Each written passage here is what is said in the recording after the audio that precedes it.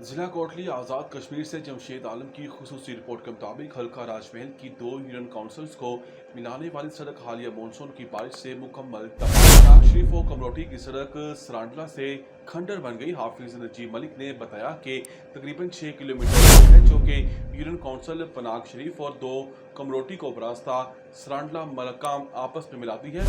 3 kilometre चंद दोस्तों ने अपनी मदद आपके तहत 18 लाख में बनाई। 3 kilometre Chaudhary Mohammad Safeed Tabassum Sultania transport Dubai ने तैयार करवाई। सड़क का काम 2021 इलेक्शन के बाद फौरन बाद किया गया।